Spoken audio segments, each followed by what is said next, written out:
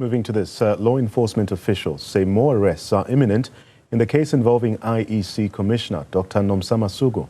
Masuku was arrested on charges of fraud, allegedly after siphoning off at least 1.2 million rand during a time at Standard Bank, where she headed the bank's school's bursary scheme.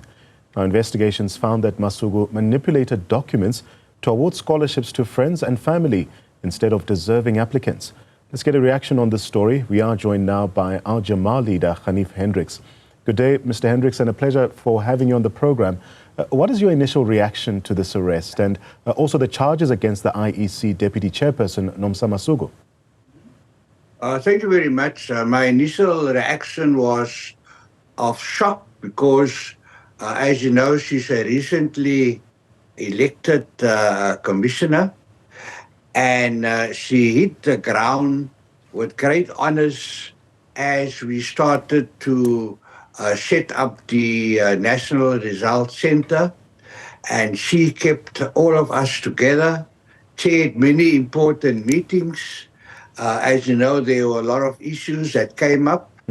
And we largely saw her leadership coming through to stabilize a credible set of commissioners, and we have been very impressed by the hard work that she has done, which has led to the announcement that the results have been free and fair, although we know there are still a lot of issues that has to be addressed. But the country has already moved one step forward, like you mentioned in your earlier program. We now have the office bearers in place, and we are looking forward to the next step. The charges are very unlike the person that we were introduced to. I serve on the Portfolio Committee for Home Affairs.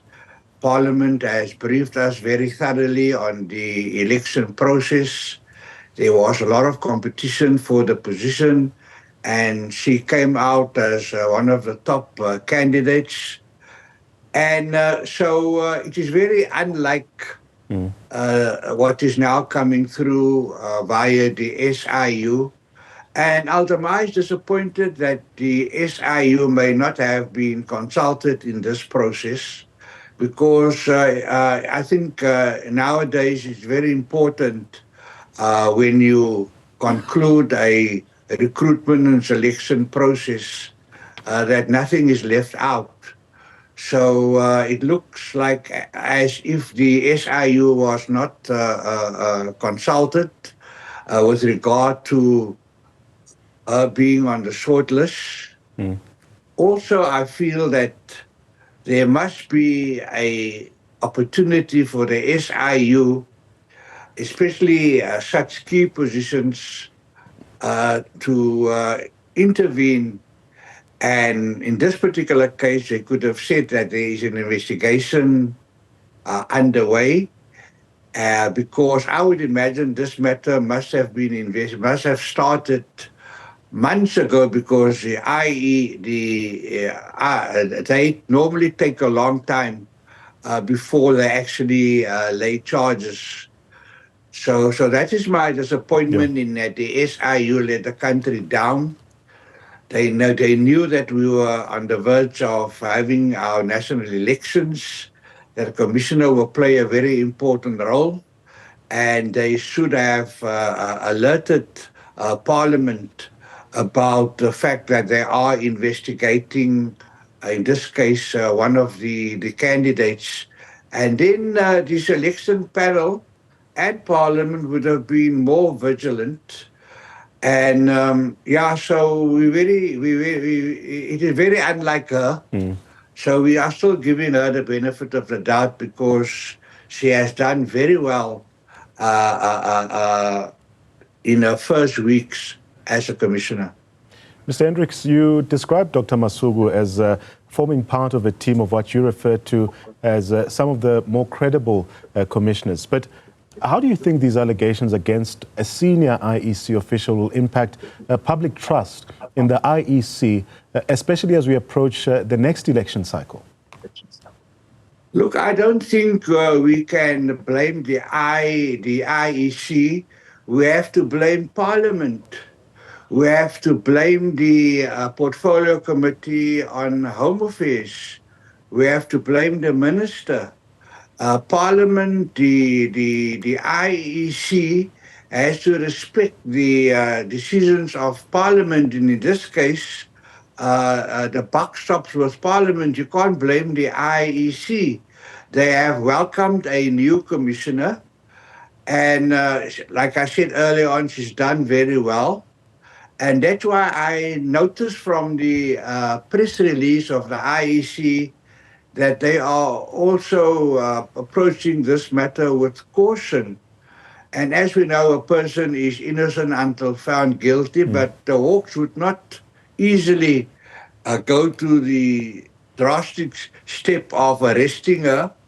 And we believe that she has even got bail, so there seems to be a prima facie case, and we must just let the law run its full course. So I don't think this is a reflection on the IEC.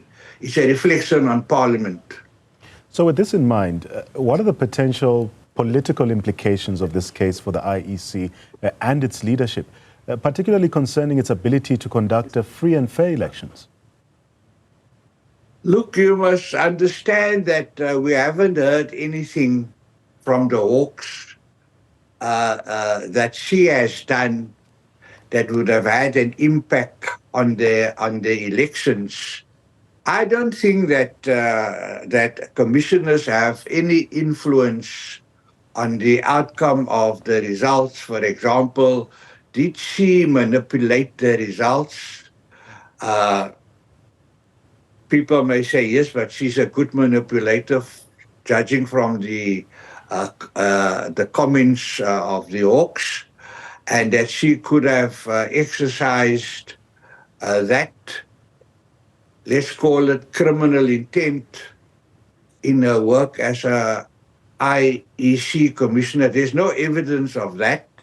And we know that the IEC has 3 levels of auditing, and they would have picked up if any commissioner tried to interfere. And I would imagine that she's new on the job, that she wouldn't, right at the beginning, dabble in this unsavory behavior. So it is just that she came through as the best candidate. She did well during the her first weeks as a commissioner, and there is no evidence whatsoever that she has played a role in manipulating the results. So we ultimately are not concerned about that. Let's get your closing remarks, Mr. Ganief.